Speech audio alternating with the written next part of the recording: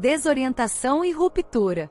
A narrativa apresenta Mike Ferris perdido em uma cidade deserta, sem memória ou contato humano, revelando um cenário de completa desorientação. Essa perda de referências externas simboliza uma cisão do ego, que, desconectado do outro, mergulha em instabilidade. A cidade vazia opera como metáfora do vazio psíquico. O espaço urbano sem habitantes espelha a subjetividade dilacerada e o colapso das coordenadas simbólicas. Ego fragmentado e desamparo. A ausência de identidade e lembranças coloca Ferris em uma posição de absoluto desamparo, conceito central da teoria freudiana. Privado do laço social, o sujeito perde o espelho da alteridade que estrutura o eu. Surge, então, um ego fragmentado, exposto ao trauma do não saber.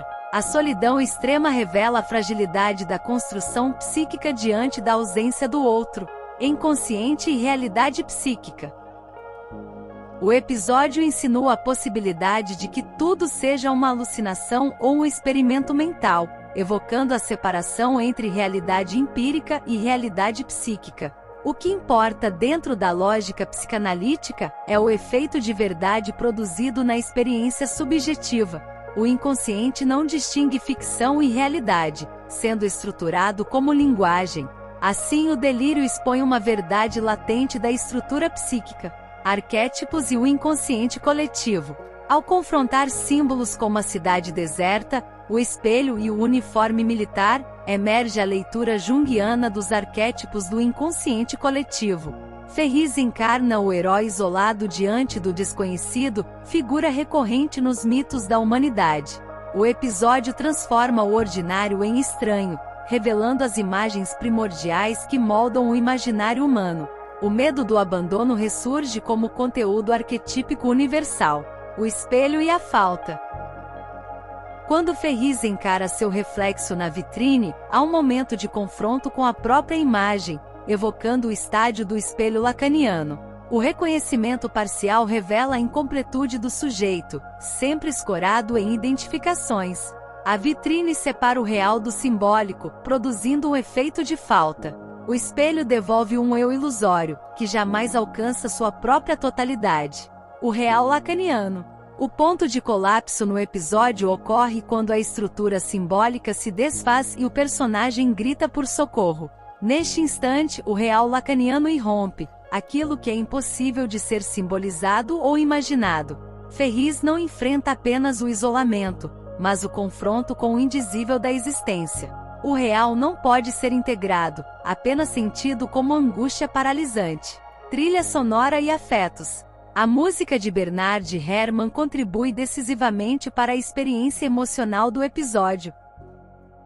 As dissonâncias e silêncios abruptos refletem a desordem interna do personagem, operando como extensão de sua angústia.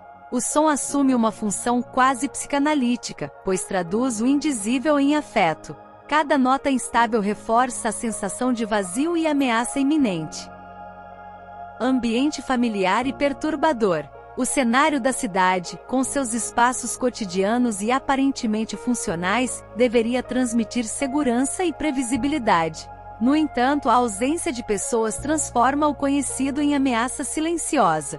Essa inversão é o núcleo do conceito freudiano de Unheimlich. O cotidiano, ao perder sua função relacional, torna-se fonte de inquietação psíquica profunda. Cafés e delegacias vazias. A visita a locais públicos como lanchonetes e delegacias sem presença humana intensifica a sensação de estranhamento. Cada espaço denuncia a expectativa frustrada de interação. O vazio torna-se presença angustiante, denunciando a falta de estrutura simbólica. O sujeito, sem espelhos sociais, não consegue se reconhecer nem se localizar. Cidade como espelho psíquico. No simbolismo junguiano, a cidade representa um reflexo do mundo interno do sujeito. Ao deparar-se com ruas e prédios sem vida, Mike confronta a desordem de sua própria psique. O self fragmentado se projeta no ambiente, impossibilitando o surgimento de arquétipos estruturantes. O silêncio urbano denuncia uma alma em ruínas, persona silenciada e isolamento. Sem a presença do outro, a persona, arquétipo social de Jung, não pode se manifestar. O sujeito perde sua máscara, desprovido de função e identidade diante do coletivo ausente. A cidade opera como palco onde o papel foi retirado, restando apenas o ator confuso. A solidão dissolve as fronteiras do eu, a ausência do outro e identidade. Lacan sustenta que a constituição do sujeito depende do reconhecimento pelo outro. Nesse espaço sem interlocução, a identidade de Mike não se estabelece. A falta radical da alteridade impossibilita a ancoragem simbólica do eu. O sujeito, então, paira num estado de suspensão, à deriva em um mundo sem nomeações. Ruído do silêncio e psique. A trilha sonora, com pianos espaçados e reverberações ocas, intensifica a dimensão psíquica do vazio. O som não preenche, mas ecoa o desamparo. Em vez de consolo, a música comunica ausência. Esse tratamento sonoro traduz o colapso simbólico, expressando o abismo entre o sujeito e sua realidade psíquica. O vazio estrutural. Mais que a ausência de pessoas, o que se escancara é a falência das estruturas que sustentam o ser. A cidade, funcional mas sem função, simboliza o colapso do simbólico. É a presença do vazio, conceito fundamental na teoria lacaniana. A falta torna-se substância, ocupando cada espaço antes habitado por sentido. Deserto e subjetividade. O deserto urbano representa mais que cenário físico, espelha o desmoronamento do sujeito diante da falta de alteridade. Mike não enfrenta apenas uma cidade vazia, mas a impossibilidade de constituir-se como sujeito sem relação. A cidade deserta não é o fim do mundo externo, mas da estrutura interna que o sustentava. Projeções e mecanismos defensivos. A tentativa de Mike em dialogar com um boneco de vitrine revela um recurso psíquico diante da angústia. Em vez de colapsar frente à ausência de alteridade, há uma projeção de humanidade em objetos inanimados. Freud identifica essa atitude como eco de estratégias infantis, onde o animismo protege contra o desamparo. O boneco opera como substituto ilusório do outro ausente. Objetos com alma e ilusão infantil. Esse gesto de dar voz a um objeto não vivo retoma uma lógica pré-lógica da infância, quando tudo é dotado de intencionalidade. A atribuição de subjetividade a entes inanimados serve de defesa contra a percepção da ausência. Freud aponta nesse comportamento o retorno de formas psíquicas arcaicas. A solidão extrema convoca fantasias que restauram o contato perdido. Trickster e engano psíquico. No olhar junguiano, o boneco representa mais que um substituto, personifica o arquétipo do trickster, figura liminar entre verdade e ilusão. Ele aparece como engano necessário à sobrevivência simbólica do sujeito. O truque neste caso é evitar o enfrentamento do vazio. O trickster permite que a mente flerte com a loucura sem afundar nela. Ilusão como proteção. A criação de interações com o boneco sinaliza uma resistência inconsciente ao confronto direto com o nada. Jung vê esse tipo de simbolismo como tentativa de reorganizar a psique diante do caos. O personagem não quer apenas companhia, deseja preservar a coesão do eu. A ilusão torna-se refúgio frente à ameaça de dissolução interna. Vozes sem fonte e angústia. As vozes ouvidas por Mike, sem origem definida, materializam o conceito lacaniano do objeto voz. Essa manifestação sonora, dissociada de um corpo falante, escapa ao campo do sentido. A voz torna-se resto do real, que perturba a ordem simbólica. Ao surgir, ela marca a fissura entre o mundo nomeado e o impossível de simbolizar. Ressonância do real lacaniano. Diferente de alucinações narrativas comuns, essas vozes invadem como efeitos do real. Lacan identifica nelas o retorno do que nunca foi simbolizado. A escuta sem origem revela que o sujeito está exposto a um núcleo traumático. O som deslocado evidencia a falência do outro estruturante. Mike não escuta o mundo, escuta o que o mundo não consegue dizer. Trilha sonora e fragmentação. A trilha intensifica esse colapso psíquico por meio de ruídos distorcidos e vozes que se perdem no espaço. O som é usado não como ambientação, mas como instrumento de perturbação. Ao reproduzir ecos e murmúrios sem fonte, simula-se a experiência do sujeito dividido. A música sustenta assim o abismo entre o simbólico e o real. Objetos, vozes e subjetividade. Interagir com bonecos e ouvir vozes são sinais de um eu em fragmentação. Tais gestos dramatizam o esforço da mente em preencher ausências com vestígios. O episódio mostra que, na falta de um outro real, a psique cria simulacros. Mas esses simulacros, longe de trazer conforto, revelam o quão frágil é a construção da subjetividade. Desconexão diante do reflexo. O momento em que Mike observa sua imagem no espelho revela uma ruptura entre percepção e identidade. O reflexo não o reconhece, o que evidencia o colapso do vínculo entre sujeito e representação. O espelho, longe de confirmar a identidade, a questiona. O olhar dirigido ao próprio rosto devolve uma ausência simbólica. Narcisismo e fratura do ego. Freud descreve o narcisismo primário como fase em que o eu se forma idealizado. Quando essa imagem se desintegra, revela-se uma identidade frágil. O reflexo que não responde simboliza a quebra dessa idealização. A cena exprime o instante em que o ego, sem suporte externo, perde sua coesão defensiva. Sombra e conflito interno. Para Jung, o espelho funciona como portal para o inconsciente. Ao não se reconhecer, Mike se depara com a própria sombra, conteúdo psíquico rejeitado. Essa figura simboliza aspectos não integrados do self. A imagem invertida não é o oposto, mas o oculto, aquilo que o sujeito não suporta ver em si mesmo. Autoimagem e conhecimento. O espelho deveria refletir clareza e identidade, mas aqui age como denúncia da cisão interna. O sujeito encontra não uma imagem, mas uma ausência de sentido. A autoimagem deixa de ser referência, tornando-se enigma. O reflexo já não é um aliado, mas um invasor silencioso que confirma o esvaziamento simbólico. Alienação no estágio do espelho.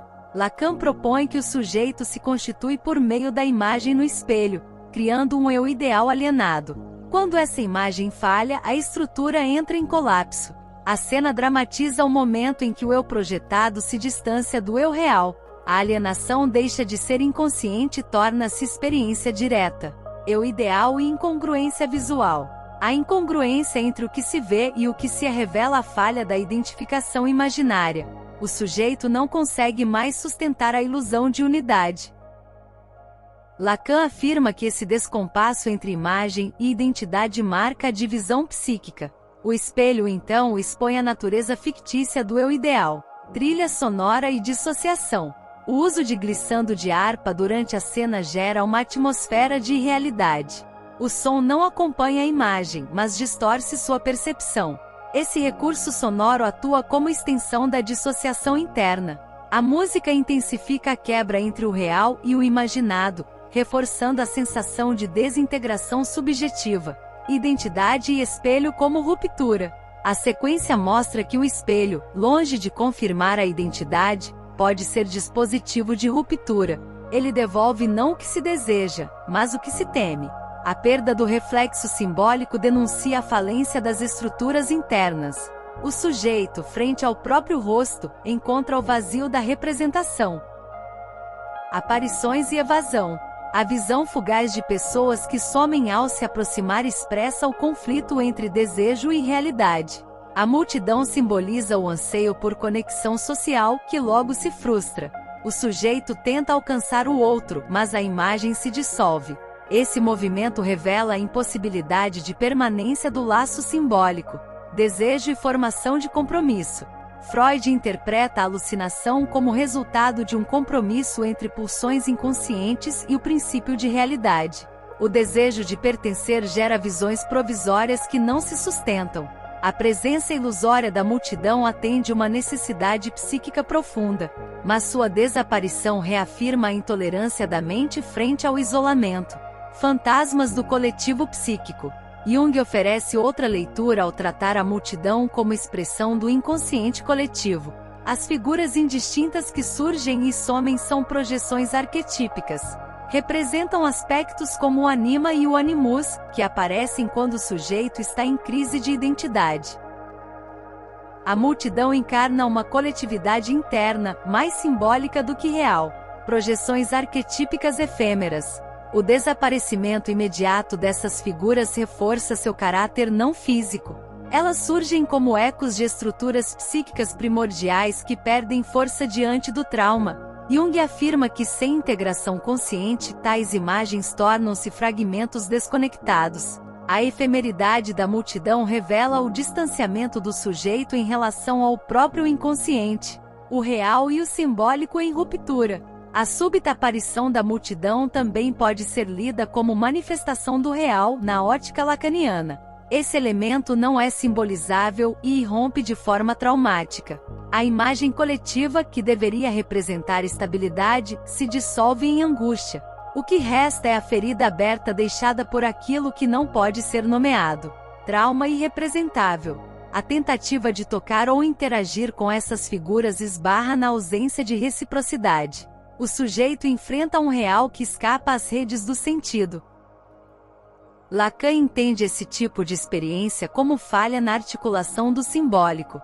A multidão torna-se sintoma do colapso entre realidade e linguagem, trilha sonora e explosão emocional. O uso de metais em crescendo caótico traduz a escalada da angústia durante essa sequência. O som ganha protagonismo, ocupando o espaço da ausência física. Musicalmente é um momento de maior tensão. O ruído não representa a presença, mas a própria falta, amplificada até se tornar insuportável. Multidão como vazio encarnado.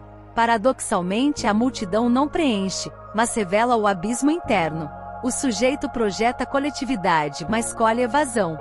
A alucinação mostra que a presença desejada é, na verdade, um espelho do vazio. Não há outro possível quando o eu está dissolvido. A experiência transforma o desejo em frustração encarnada. Aparições e evasão. A visão fugaz de pessoas que somem ao se aproximar expressa o conflito entre desejo e realidade. A multidão simboliza o anseio por conexão social, que logo se frustra. O sujeito tenta alcançar o outro, mas a imagem se dissolve. Esse movimento revela a impossibilidade de permanência do laço simbólico. Desejo e formação de compromisso. Freud interpreta a alucinação como resultado de um compromisso entre pulsões inconscientes e o princípio de realidade. O desejo de pertencer gera visões provisórias que não se sustentam. A presença ilusória da multidão atende uma necessidade psíquica profunda, mas sua desaparição reafirma a intolerância da mente frente ao isolamento. Fantasmas do coletivo psíquico. Jung oferece outra leitura ao tratar a multidão como expressão do inconsciente coletivo. As figuras indistintas que surgem e somem são projeções arquetípicas. Representam aspectos como o anima e o animus, que aparecem quando o sujeito está em crise de identidade. A multidão encarna uma coletividade interna, mais simbólica do que real. Projeções arquetípicas efêmeras. O desaparecimento imediato dessas figuras reforça seu caráter não físico. Elas surgem como ecos de estruturas psíquicas primordiais que perdem força diante do trauma. Jung afirma que sem integração consciente, tais imagens tornam-se fragmentos desconectados. A efemeridade da multidão revela o distanciamento do sujeito em relação ao próprio inconsciente, o real e o simbólico em ruptura. A súbita aparição da multidão também pode ser lida como manifestação do real na ótica lacaniana.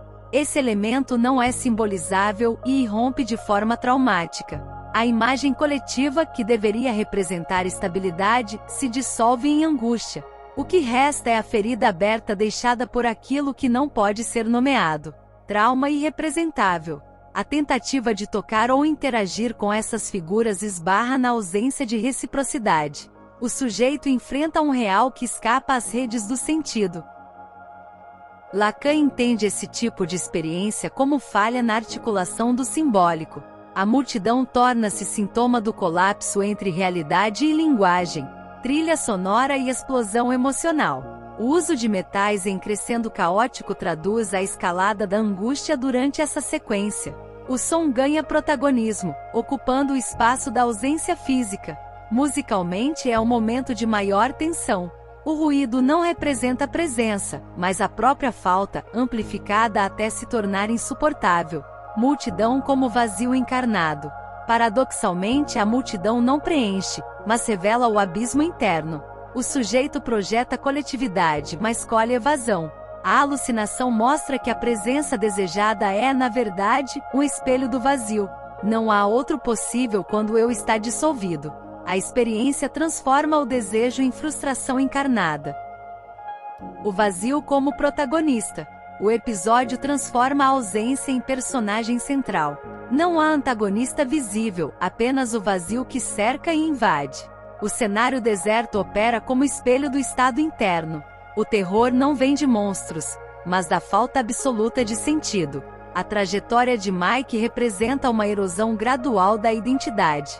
A impossibilidade de se ancorar em relações, lugares ou memórias desestabiliza a estrutura psíquica. O eu sem espelhos humanos desmancha. O isolamento revela a fragilidade da subjetividade construída. No olhar freudiano, o episódio encena o domínio de pulsões regressivas. Sem libido investida no mundo externo, a mente volta-se contra si mesma. As alucinações funcionam como tentativas de restaurar o laço. Quando falham, resta apenas o impulso autodestrutivo. A jornada solitária de Mike é uma descida forçada ao inconsciente. Figuras como o boneco, o espelho e a multidão surgem como símbolos mal integrados. Jung apontaria aqui uma individuação fracassada, onde o self não resiste à ruptura. O simbólico implode sob a pressão do inconsciente reprimido. O episódio também dramatiza o conceito de real como aquilo que escapa à linguagem. As falhas de simbolização, a ausência do outro e o colapso da fantasia revelam o trauma puro. Mike não sofre apenas por estar só, mas porque a linguagem já não sustenta sua existência. A trilha sonora acompanha a deterioração mental com precisão. Silêncios cortantes, ecos e dissonâncias constroem um ambiente sonoro de angústia. Ao longo do episódio, os sons vão se tornando protagonistas. A música conduz, traduz e intensifica o colapso do mundo interno. Além da análise psicanalítica, o episódio oferece uma crítica ao avanço tecnológico descolado da psique. O treinamento espacial de Mike simula a conquista do cosmos, mas revela o abandono do sujeito. A ciência reproduz o trauma ao isolar o homem de tudo que o constitui. A solidão como condição limite. Where is Everybody? Propõe que o maior terror não é o desconhecido, mas o silêncio absoluto da alteridade. A solidão radical não permite espelhos, linguagem ou desejo. Quando ninguém responde, a identidade se desfaz. O episódio encerra afirmando que sem o outro não há sujeito possível.